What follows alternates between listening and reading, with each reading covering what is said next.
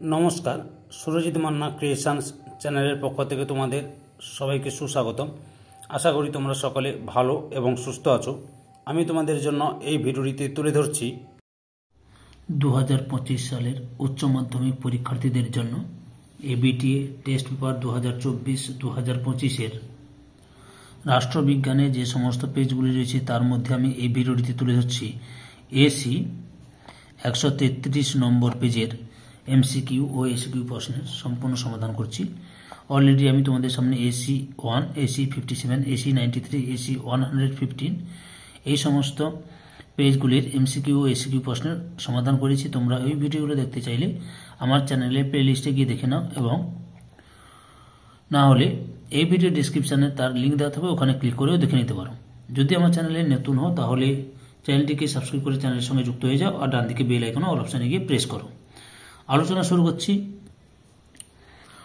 প্রথম প্রশ্ন, এক মেরু বিশ্বের প্রধান চালিকা শক্তি? অপশান এ তে মার্কিন যুক্তরাষ্ট্র। 2 নম্বর প্রশ্ন, জোট নিরপেক্ষ আন্দোলনের প্রথম শীর্ষ সম্মেলন হয়? অপশান সি তে বেলগ্রেডে। পরের প্রশ্ন 3 নম্বরে, কোন মার্কিন রাষ্ট্রপতি তারকা যুদ্ধের পরিকল্পনা গ্রহণ করেছিলেন? অপশান সি তে রেগন। 4 নম্বর প্রশ্ন, সার্কের প্রধান রূপকার ছিলেন? অপশান এ তে জিয়াউর রহমান। 5 নম্বর প্রশ্ন, সাপটা চুক্তি স্বাক্ষরিত হয়? অপশান ডি তে 2004 খ্রিস্টাব্দে। 6 নম্বর প্রশ্ন, বাংলাদেশ স্বাধীনতা অর্জন করে? অপশান বি তে 1971 খ্রিস্টাব্দে। 7 নম্বর প্রশ্ন, সম্মিলিত জাতিপুঞ্জ নামটি ঘোষিত হয়?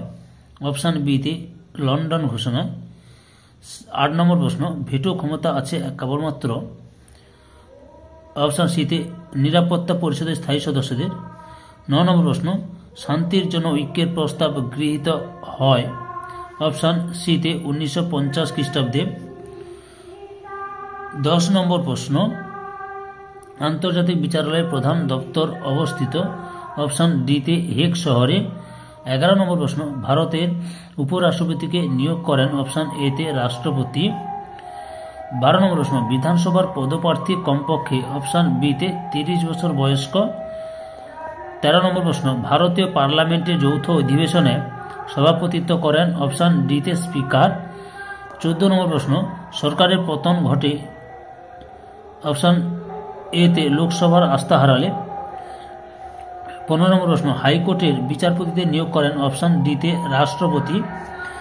16 নম্বর প্রশ্ন, পার্লামেন্ট প্রণীত কোন আইনকে অবৈধ ঘোষণা করতে পারে? অপশান সি তে সুপ্রিম কোর্ট। 17 নম্বর প্রশ্ন, লোক আদালত বিচার করে? অপশান এ তে দেওয়ানি মামলায়। পরের প্রশ্ন 18 নম্বরে, ক্রেতা সুরক্ষা আইন প্রণীত হয়? অপশান ডি তে 1986 খ্রিস্টাব্দে।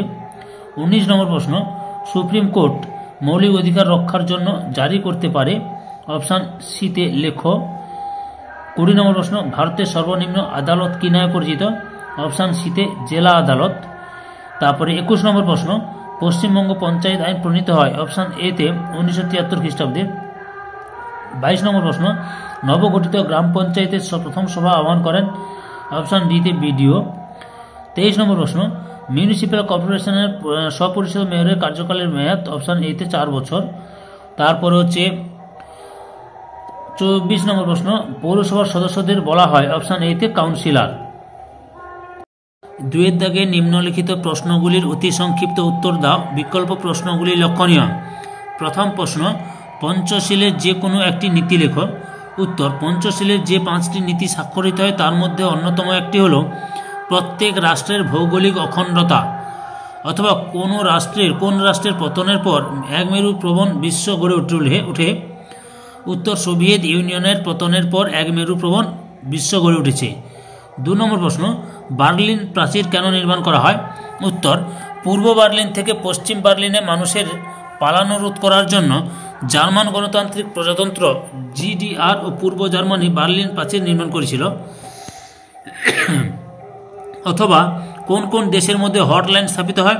উত্তর, ভারত ও পাকিস্তানের মধ্যে হটলাইন স্থাপিত হয়। 3 নম্বর প্রশ্ন, ঠান্ডা যুদ্ধের প্রথম পর্যায়ে কোন সময়কালকে বলা হয়? উত্তর, ঠান্ডা যুদ্ধের প্রথম পর্যায়ে 1945 থেকে 1949 পর্যন্ত সময়কালকে বলা হয়। চারের দাগের প্রশ্ন, ভারতের পররাষ্ট্রনীতির প্রধান রূপকার কে ছিলেন? উত্তর, ভারতের পররাষ্ট্রনীতির প্রধান রূপকার ছিলেন জওহরলাল নেহেরু। 5 নম্বর প্রশ্ন, পররাষ্ট্রনীতির অর্থ কী? উত্তর, পররাষ্ট্রনীতি বলতে নিজের গুরুত্বপূর্ণ স্বার্থসমূহের সংরক্ষণ কিংবা পরিবর্ধনের জন্য একটি রাষ্ট্র কর্তৃক অন্যান্য রাষ্ট্রের সঙ্গে তার আচরণ সংক্রান্ত নিয়মাবলী প্রণয়ন ও রূপায়ণ করাকে বোঝায়। অথবা পররাষ্ট্রনীতি দুটি নির্ধারক উল্লেখ করো। উত্তর, পররাষ্ট্রনীতি দুটি নির্ধারক হল ভৌগোলিক অবস্থান এবং জাতীয় ঐতিহ্য। 6 দাগের প্রশ্ন, সার্কের নবীনতম সদস্য রাষ্ট্রের নাম কি? উত্তর, সার্কের নবীনতম সদস্য রাষ্ট্রের নাম হলো আফগানিস্তান। স্পেলিংটা হয়ে গেছে, আফগানিস্তান হবে।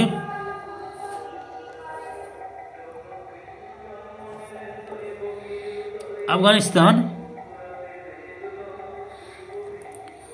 তারপরে হচ্ছে 7 নম্বর প্রশ্ন, জাতিপুঞ্জের প্রথম মহাসচিব কে ছিলেন? উত্তর, জাতিপুঞ্জের প্রথম মহাসচিব ছিলেন ট্রিগভে হাবডেনলি। 8 দাগের প্রশ্ন, WHO এর সম্পূর্ণ নামটি লেখো। WHO এর সম্পূর্ণ নামটি হলো ওয়ার্ল্ড হেলথ অর্গানাইজেশন, যার বাংলা অর্থ হলো বিশ্ব স্বাস্থ্য সংস্থা। 9 দাগের প্রশ্ন, জাতিপুঞ্জের কোন বিভাগ বিশ্ব পার্লামেন্ট নামে পরিচিত? উত্তর, জাতিপুঞ্জের সাধারণ সভা বিশ্ব পার্লামেন্ট নামে পরিচিত। অথবা জাতিপুঞ্জের একটি নীতি লেখো। সম্মিলিত জাতিপুঞ্জের একটি উল্লেখযোগ্য নীতি হল আন্তর্জাতিক শান্তি ও নিরাপত্তার বিঘ্ন সৃষ্টি না করে সকল সদস্য রাষ্ট্রকে বিবাদ সংবাদগুলি শান্তিপূর্ণভাবে মীমাংসা করতে হবে। 10 দাগের প্রশ্ন, জাতিপুঞ্জের শক্তিশালী সংস্থা কোনটি? জাতিপুঞ্জের শক্তিশালী সংস্থাটি হল নিরাপত্তা পরিষদ। অথবা OCI পরিষদ কি উদ্দেশ্যে গঠিত হয়েছে? উত্তর, জাতিসংঘের OCI পরিষদ গঠিত হয়েছিল নিম্নলিখিত উদ্দেশ্যগুলি বাস্তবায়নের জন্য: আস্থা অঞ্চলের বাসিন্দাদের সেরা স্বার্থ শাসন করা আর আন্তর্জাতিক শান্তি ও নিরাপত্তা নিশ্চিত করা। 11 দাগের প্রশ্ন, বন্দি প্রত্যক্ষীকরণ বলতে কি বোঝো? উত্তর, যে লেখর সাহায্যে সুপ্রিম কোর্ট আদেশ দিলে বেআইনি কাজের সঙ্গে যুক্ত ব্যক্তিকে মুক্তি দেওয়া হয় সেটি হলো বন্দি প্রত্যক্ষীকরণ। 12 দাগের প্রশ্ন, সুপ্রিম কোর্টের মূল এলাকা বলতে কি বোঝো?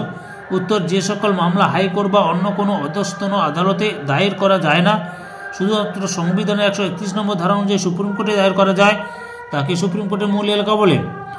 অথবা সুপ্রিম কোর্টের মূল এলাকার একটি সীমাবদ্ধতা লেখো। সুপ্রিম কোর্টের মূল এলাকার একটি সীমাবদ্ধতা হলো ফৌজদারি মামলা অন্তর্ভুক্ত না করা। 13 দাগের প্রশ্ন, ভারতের রাষ্ট্রপতির পকেট ভেটো ক্ষমতা বলতে কি বোঝো? উত্তর, যেসব বিলে রাষ্ট্রপতি সম্মতি না দিয়ে অথবা পুনর্বিবেচনার জন্য পার্লামেন্টে ফেরত না পাঠিয়ে অনির্দিষ্টকালের জন্য বিলটিকে আটকে রাখেন তখন তাকে রাষ্ট্রপতির পকেট ভিটো বলে। অথবা ভারতের উপরাষ্ট্রপতি কিভাবে নির্বাচিত হন? উত্তর, পার্লামেন্টের রাজ্যসভা ও লোকসভার উভয় কক্ষের সদস্যদের নিয়ে গঠিত একটি নির্বাচন সংস্থা কর্তৃক একক হস্তান্তরযোগ্য ভোটের ভিত্তিতে সমানুপাতিক প্রতিনিধিত্বের নিয়ম অনুযায়ী গোপন ভোটে ভারতের উপরাষ্ট্রপতি নির্বাচিত হন। 14 দাগের প্রশ্ন, ভারতের একটি অঙ্গরাজ্যের সাংবিধানিক প্রধান কে? উত্তর, ভারতের একটি অঙ্গরাজ্যের সাংবিধানিক প্রধান হলেন রাজ্যপাল। 15 দাগের প্রশ্ন, জেলা পরিষদের সভাধিপতি কিভাবে নির্বাচিত হন? উত্তর, জেলা পরিষদের প্রথম বৈধ সভায় সদস্যগণ কার্য পরিচালনার জন্য নিজেদের মধ্য থেকে একজনকে সভাধিপতি নির্বাচিত করেন। তারপরে 16 নম্বর প্রশ্ন, পৌরসভার একটি বাধ্যতামূলক কাজ লেখো। উত্তর, পৌরসভার আবশ্যিক কাজগুলির মধ্যে দুটি উল্লেখযোগ্য কাজ হলো বেআইনি গৃহ নির্মাণ বন্ধ করা এবং পয় প্রণালী ও জলনিষ্কাশন ব্যবস্থা করা। অথবা কলকাতা মিউনিসিপ্যাল কর্পোরেশনের ওয়ার্ডের সংখ্যা কত? উত্তর, কলকাতা মিউনিসিপ্যাল কর্পোরেশনের ওয়ার্ডের সংখ্যা হলো 144। সম্পূর্ণ ভিডিওটি দেখে আমার চ্যানেলের পাশে থাকার জন্য তোমাদের সবাইকে অসংখ্য ধন্যবাদ।